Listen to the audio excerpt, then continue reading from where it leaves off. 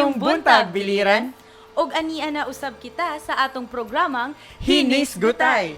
Ang tulumanong maghimay-himay sa mga isyu batok sa umaabot nga piniliay.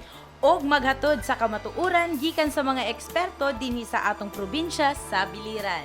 Kinsa ang atong guest karon partner? Wala na ilain partner, atong kauban karon ang usa sa ilado nga abogado dinhi sa biliran, dati nga 3-time vice mayor sa lungsod sa Naval, og karon usa ka private practitioner si Attorney Redentor Villardon.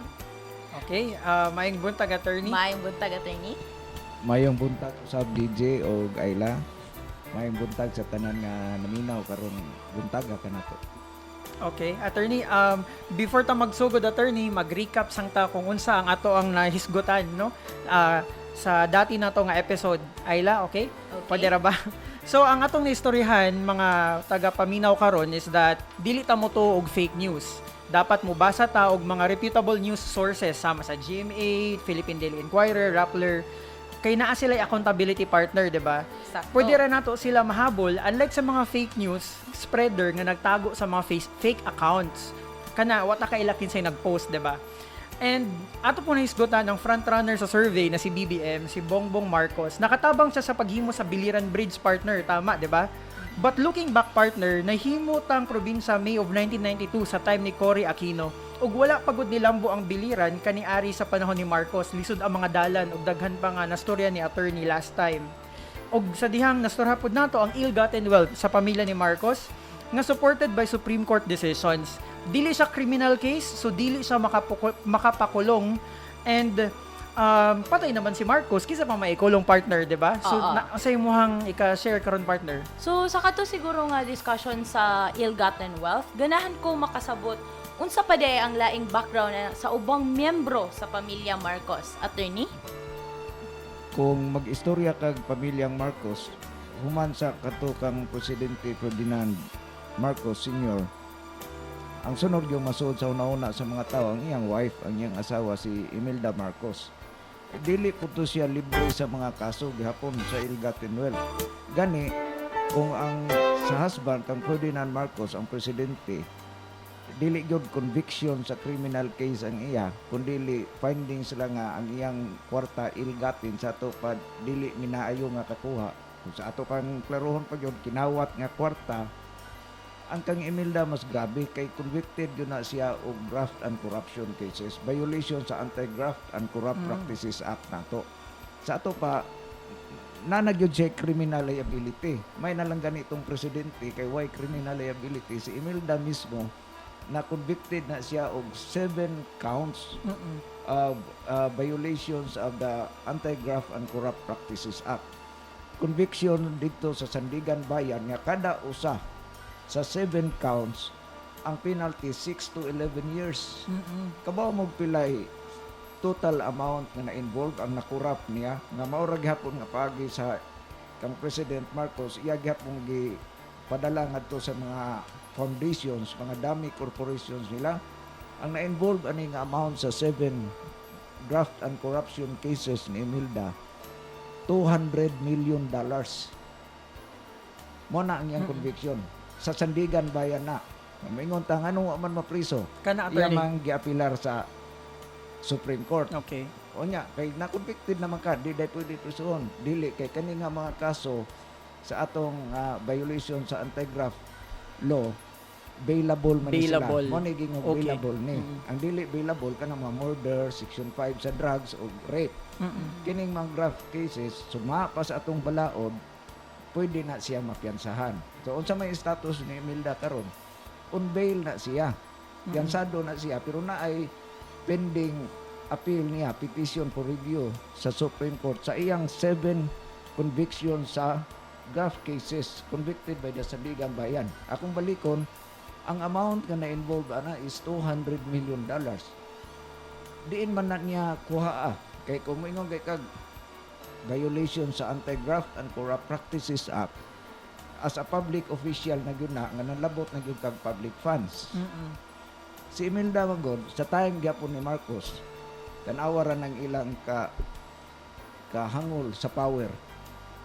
Nagporma ni si President Marcos og katong kuan Metro Manila Ah, basta ang kanang mga syudad diya sa Manila, iyan ang gipundok-pundok, gihimo na ng usa ka metropolitan Manila, Manila kaysa una ang Manila raman yun. Quezon City rana. Yes. Nahimo nang atong ginganlan karog Metro Manila. Sa ato pa ni expand na outside sa Manila ang nganlan natong Manila, Metropolitan. Naapil ng Quezon City, Makati, Pasay, Pasig sa panahon gapon ng Marcos. Kabaong kin sa iyang gihimong gobernador sa Metro Manila. Si Imelda iyang gihimong gobernador. Pero pong asawa. Kaya ang appointing power naman sa iya. Oo. Dili lang kay na-gobernador na si Imelda sa Metro Manila. Nahimo pa gyud na siyang assemblywoman sa katong panahon nga ang atong legislative body ginganlan pag National Assembly, dili pa Congress. Unicameral to siya. Tama. Kaya atong Congress bicameral man. Nahimo pa yun as Imelda nga Minister of Human Settlements na may department sa una nga ginganlan og Human Settlements. Ang iyang gihimong minister mo na ng secretary na to Secretary karon karon. sa departments. Yes. Kay kuan lagi pang utro man. Si Imelda nahimo po ng minister sa Human Settlements, nahimong governor sa Metro Manila, nahimo pa yun ng assemblywoman sa Metro Manila. Kanang assemblywoman, congresswoman. Diha ana nga mga posisyon niya sa gobyerno na pamatud-an dito sa Sandigan Bayan, diha siya nakakuha ng $200 million nga iya ra gihapon padala ngadto sa mga Swiss accounts nila. Gitotal na sa gobyerno sa korte ning abot na siya $200 million. Kadako. Ang desisyon convicted siya sa daan. Pero Kadako. akong balikon giapilan pa na karon sa Okay, Supreme Court. attorney, dako kay nga kwarta atong gistoryahan no nga makatabang unta sa mga Pilipino, di ba? And to think nga kaniari grabe ang atong ekonomiya, di ba? Kaning ubos gud pag maayo tungod sa mga kinawat nga kwarta sa gobyerno. Attorney, may sala si Marcos, ang papa ni Ferdinand ni Junior, si Senior, may sala pod si Imelda Marcos.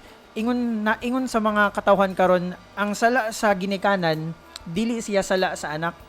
Unsa man atong mayon na attorney? Primero, para nako dili na may nga argumento. Mura na lamang nagpalusot. Kay ngano mang mubutar makang bumbong karon? Unsa may rason mubutar kang BBN? Mubutar ka kay anak ni Marcos.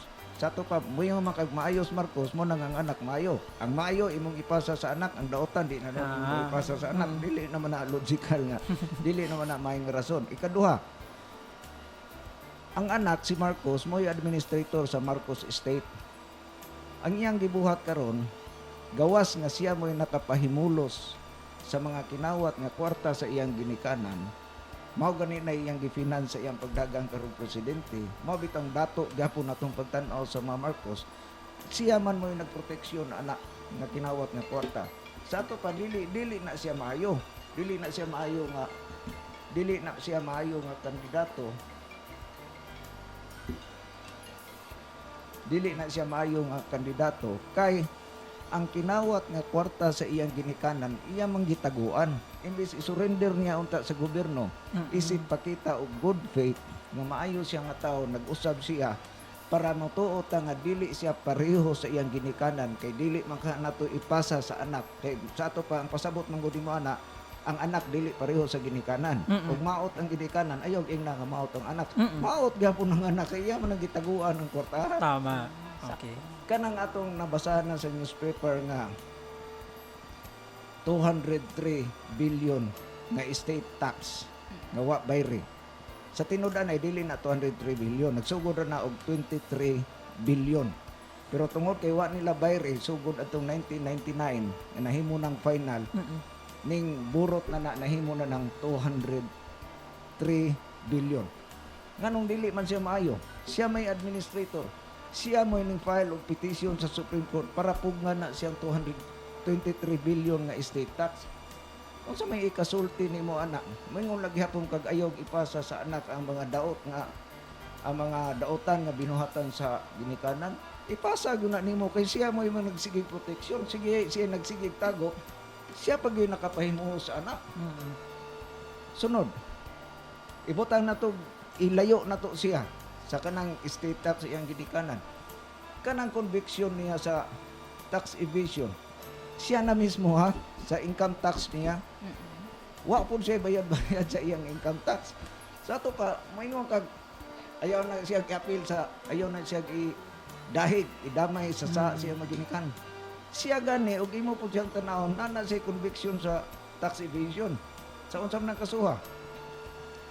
Wa siya mubayad sa iyang buhis 1981 to 1985. Dili lang na usa ka tuig nga sayop. Successive na 81 to 85. Pilang na ka tuig upat nga wa niya bayari ang iyang income tax. Unfair kay nas mga pobre, dili kita unfair kay na sa mga bumabayad og income tax. Ang atong nagtrabaho sa gobyerno, withholding, kaptan dayon. Ang atong mga small, medium mga negosyante og masayop ka dili ka kabayad sa income tax, padalan dayon suwat sa BIR, hadlokon dayon nga kumpiskahon ang properties di gani imprisonment. Nay usawa nagbayad sa iyang income tax, imo na nung himuong presidente, kalabihan mo po na. unsa naman ang pangunaw na, unsa naman day atong gigamit nga sukdanan sa maayo nga presidente. Atong piyungon anang iyang mga binuhatan niya, magsige lang yung tag-believe anang mga fake news diya sa social media.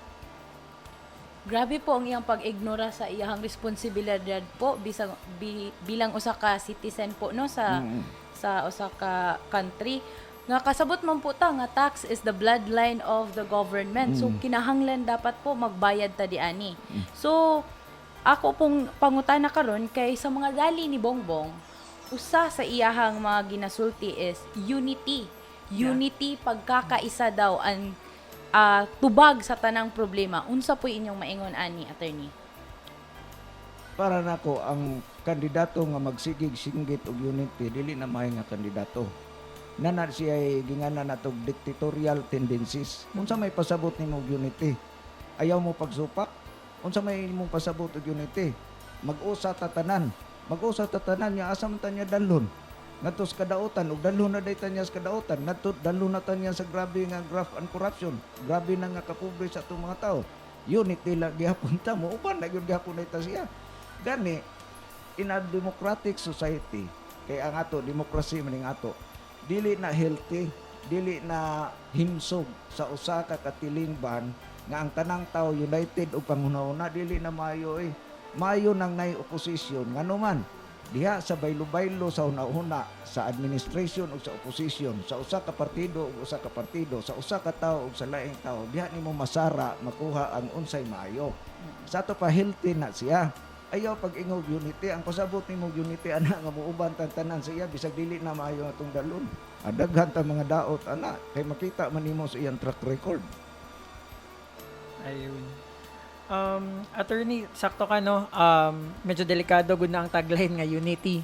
Kay we are in a democratic country and expected good nga expected good nga may exchange of ideas sa dapat dili kay puro lang ta magsigi og oo. Nga ang question attorney natay gitawag nga blind obedience. We know nga dinhi sa atong probinsya sa Biliran nagdaog man si Bongbong Marcos dati pagka vice president, diba, attorney? And then we know na daghan gud kayo ta og mga supporters no kang Bongbong Marcos, and wala ti problema ana kay na may choice ang tao kung kinsa iyang pilion, kung informed choice lang po, attorney, no.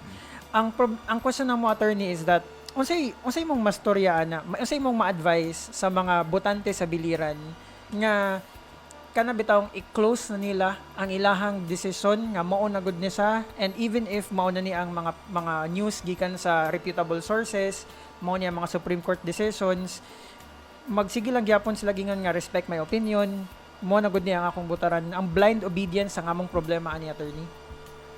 Di para nako DJ Ayla. Kasa kanang mga tao nga kanang imong giingon nga nakadesisyon na gyud kanang bisan pag unsaon nimo dili na mabali, dili na lang ta maningkamot ana nila. Okay. Kay di naman yun na nimo mada sila. Kay nga ato pagsulti lang man na paghisgot lang man pod sa laing nga side, laing nga istorya nya ang unsay kamatuoran. Ug dili sila mada, mayngon sila nga ayaw na kog lagti, ayaw na naglagti. Ang maayo nga tumong nato sa atong programa kana mga undecided nga na bang namang gyud mga tao daghang ako nakita mga tao bisag unsay kabutang sa kinabuhi mupili biya gyud sila, maminaw sila. Mabitang sa nga rin na magtikaduol na sa eleksyon nay ubang daghang tao nga mausab ang ilang una-una Mao na sila atong tumong karon. Sa katong mga dili na gyud bada, pasaylo alam pud mi nga musulti mi dire pero dili mi mamugo sa inyo na gyud kay sirado na man gyud ka unsaon pa man nato. Ang katong nagduha-duha pa unya ganahan mo maminaw ngano nga dili maayo si BBM himuon natong presidente. Mo hangyo mi ninyo, tagay mi ninyo og lugar. Tagay mi ninyo og lugar sa inyong una-una ug sa inyong kasing-kasing paminawa ang among istorya kay kani among istorya karon dinhi dili ni hinimo-himo, dili po ni fake news. Back up di og mga decision sa korte ug unsay mga tinuod nato nga mga nakita. Ayun. Thank you, attorney.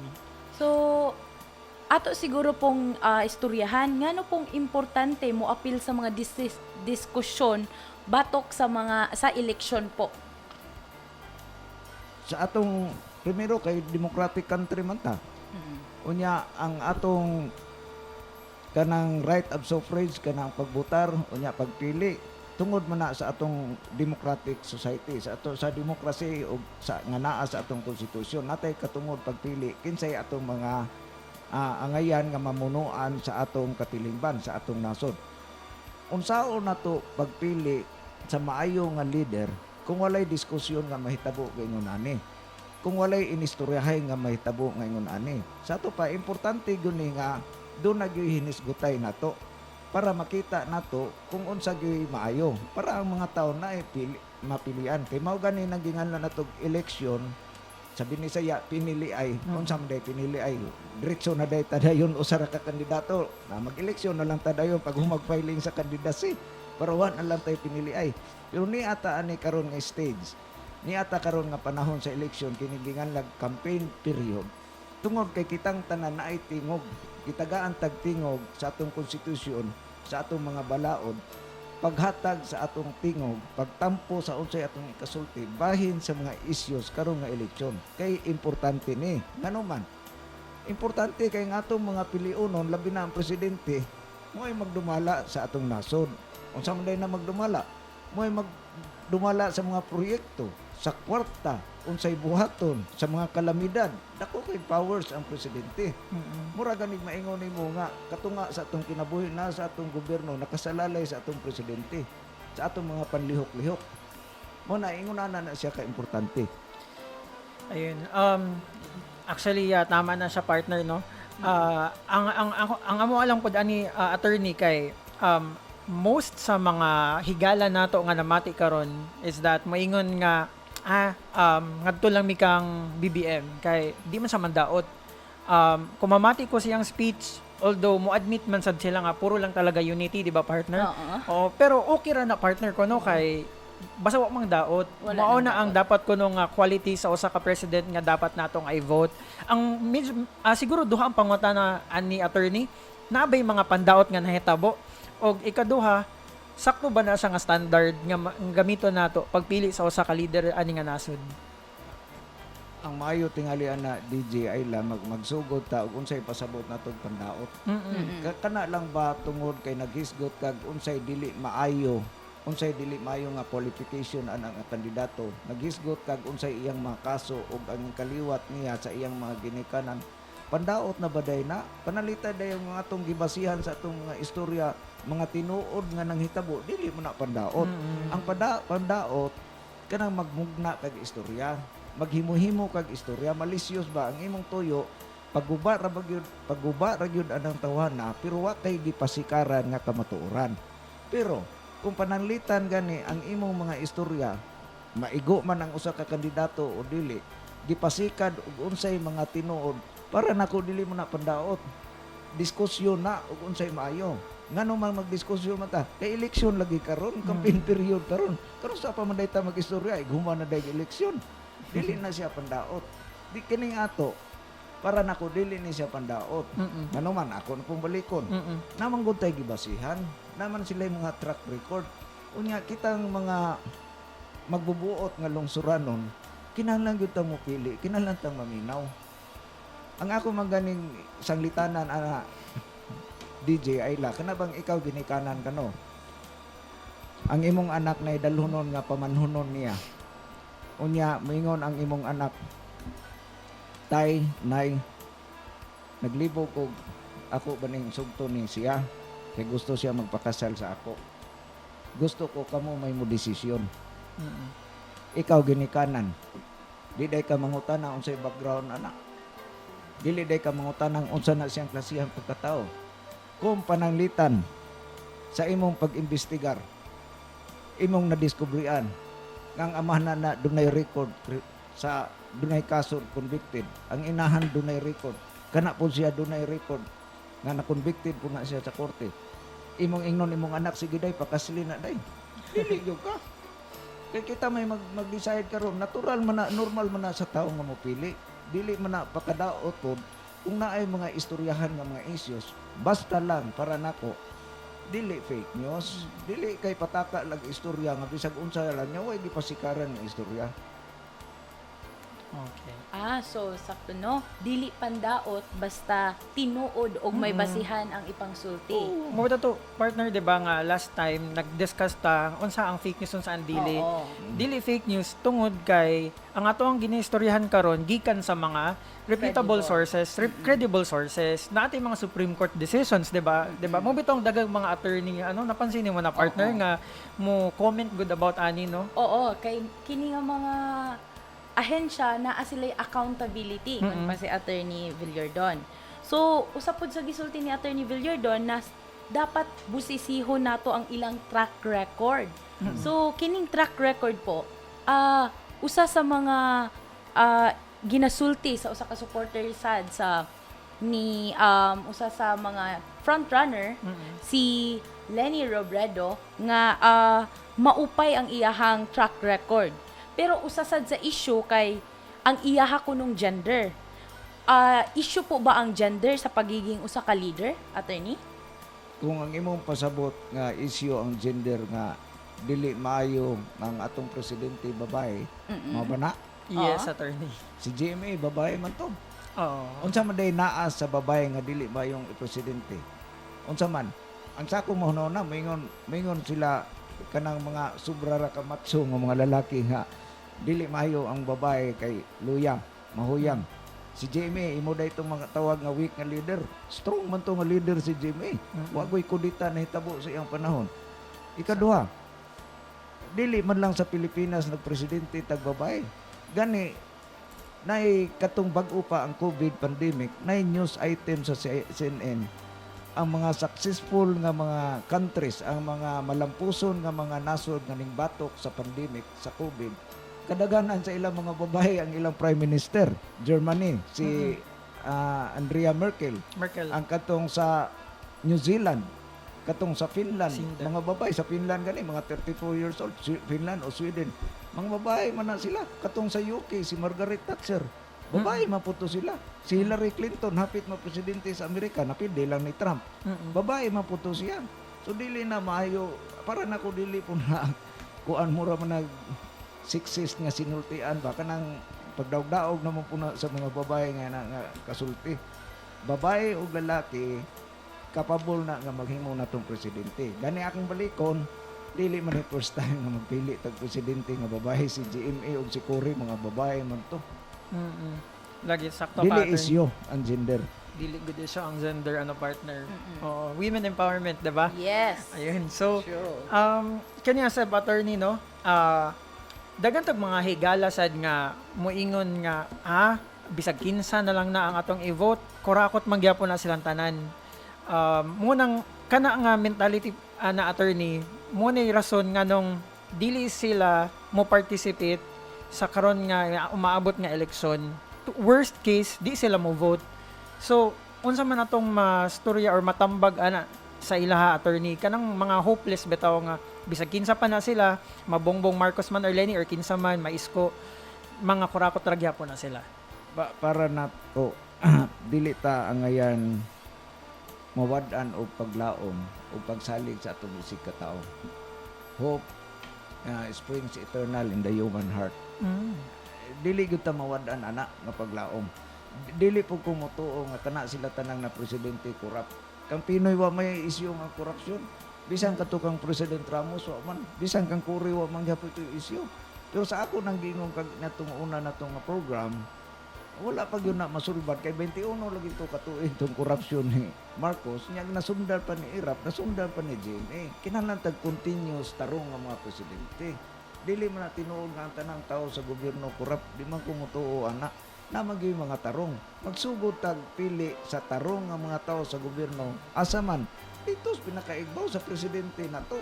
Unay unahon na to pagpili. Unya sa ako nang gingon pagsunod na pong eleksyon sa presidente, hindi man yun na niya masulbad tanan, pagpili na po tagtarong ng presidente, angtod makabot na yun na nato, kanang tarong na nga society. Mo lampos na gyuta sa atong paningatamot na mahu hasta sa kalisod. Kay magsigi tag ingon ana nga pangunahuna, kana ba mo surrender na ta, mo give up na ta. Ang usay awan indifferent na, di na lang mag-apil-apil kay wa na para nila hopeless ang situation sa Pilipinas. Nagdugang na ka sa problema sa Pilipinas, wa ka magdugang sa solusyon nato. Makadugang ka sa solusyon kung mag-active ka sa eleksyon, unya mo pili ka sa eksaktong qualification sa mga nangandidato. May question ka, partner? Wala pa ako so far. Ikaw, partner? Gusto lang na ako sundan ang gingon ni attorney nga kanang dili enough kumbaga ang usa ka president no nga makapalambo sa sakto ba ko attorney? O dili enough ang usa ka president nga makapalambo sa ato ang nasod. Kailangan continuous, 'di ba attorney? Mo na nga mukita ta kung unsa gud ang ilang experience sa politics kumbaga like for example we have Leni Robredo nga 'di ba unsa to partner ang iyang gihimo nga katong full disclosure. Oo, full disclosure policy. Oo. So giha masugdan na nato na 'di ba attorney? And then dapat mga hinana pod nga leader no ang ato ang dapat nga kanang pilion. Sa pa napakay question partner kay nice ang atong storyan karon. Question kanina murag wa na ko matubag Sige po. Mayo ang ilang kandidato kay dili man daot. Kana Murag wa na ko matubag na siya. Kining election god kanang mga veterano ng sa politika daghang taktika pagdaot sa imong kontra. Ang usa nang gigamit sa uban, ang siya ang kandidato dili mo daot pero ang iyang mga tawo magsigig daot dito sa radyo, dito sa social media. Mangita ka karong pinakabunog sa social media kung parte lag ka ng pakauwaw nga mga news si Leni Robredo. Sa imong pagtanaw dili si Bongbong ang nagpaluyo ana. Dili siya mandaot kay aron ingno malimpyo siya. Kuha na niya kanang campaign strategy na niya. Yan ang taktika. Ikaduha, dili tingali siya mandaot kay wa siya nakitang sayop sa pikas. Wa siya tinuod nga sayop nga nakita dito sa pikas nga iyang isulti sa stage. Di wa siya ikasulti. Ikatulo, dili siya mandaot kay daot naman siya. Siya man mismo mo daot. Siya mo daghang issues nga tubagonon. Di para niya di na lang ko manubag ana, di na lang po kumo-atake sa ila para manghilom na sila. Iya po na campaign strategy po na niya. Pero dili ko motuo nga wala siya mandaot sa ubang mga kandidato. Kanang kadagan nga fake news mabasahan nato diha sa social media. Gikan man gyud na dito siya. Nagsugod na sa panahon ni Duterte. Kung nakabantay mo hasta ning mga obispo magsulti diha sa YouTube. Panguanon pa pamalikason pa manggani. Dili na mo na maayo. Grabe po ang mga splice videos no sa Facebook. Actually, partner. Actually, sakto po sa attorney. There was a research from kay Fatima Gao sa research department na sa UP Diliman nga ang number one good talaga na pinakanabugbog karong panahon na sa mga fake news was Vice President Leni Robredo. Dili ni siya sa storya lang or iset aside lang nato kung unsa ang imuhang gipili gi-suportaan. But the fact is it is Leni Robredo who is pinaka na disadvantage good aning nga mga fake news. And makaluya lang siya attorney no nga grabe ka kasakit manulti ang mga atong mga higala sa atong mga presidente like kana sa abogado graduate sa UP Diliman. Pero inaon nila nga bobo. Diba? Lutang. Lutang. So, lutang.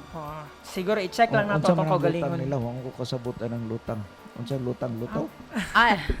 Lutang daw po kay katong ilahang splice video sa 4x4 times 10. Niingon naman siya og 400 kuno mao daw na ang lutang. Di daw siya kabalo manulti. Okay. Oo. Nga abogado man Sige unta lang. ni siya. Ato lang ang storyahan sunod na partner no kay we have less than 5 minutes na lang sa ato ang programa karon. Siguro mag-wrap up nata attorney and partner. Atong pangutanon ng atong guest kung unsa yang parting words, take home message sa ato ang mga namati karon about sa ato ang hinisgotay. Ako lang hangyo sa mga namati karon, ayaw lang ninyo i-personal kayo ning among programa. Hinisgotay ra man gyud ning ato unya ug mangutana mo nganong gibuhat ni namo kay niya man ta sa campaign period karon. Ting kampanya man karon. Ikaduha, kay naaman ta sa demokrasya. Nata sa katilingban nga panggobernuhan ubos sa demokrasya nga panggobernuhan. Sa ato pa kada tawo na ay katungod musulti. Nya dili na to ikasuko kayo dili man ni parte sa atong mga personal nga problema. Parte man ni aning nangandidato nga presidente nya sa tinud-an ay mangugat ta paglaban ana nila maghisog ta paglaban masuko ta og daoton atong kandidato. Tingali wa man na kaila ang mga atong mga kandidato sa ila. Mo na mo stick mo pilit ta sa issues. Paminawala ninyo ang among istorya unya og gusto ninyong i-check diha sa Google o asa na ninyo sa newspaper kana among gipanulti ug tan-aw ninyo naghimo mig fake news sulti ila pud mi andam pud mi motubag ana basta sa pagkakaroon sa among tawhanon nga naabot akong tan-aw eksakto ni ang among giistorya tanan wa ko kakitaan ni og kanang hinimo-himo ni namo nga istorya pulos ni back up og mga decisions sa Supreme Court og back up po ni sa unsay mga tinuod. Ang ako lang hangyo kanang kalma lang pud ta maminaw la ta tanan both sides nya sa ako nang gingon ganina ang katong sirado na, sige, pasaylo ala po may nakaisturbo mi sa inyo, amo la po ning i-address para ato mga nagduha-duha pa. Salamat. Dagang salamat, Attorney Villordon. Kini ang inyong host, aning programa. Ako si DJ Delphine. Og Ayla Falconet, hangtod sa sunod nga higayon, padayon tang mag Hinisgotay.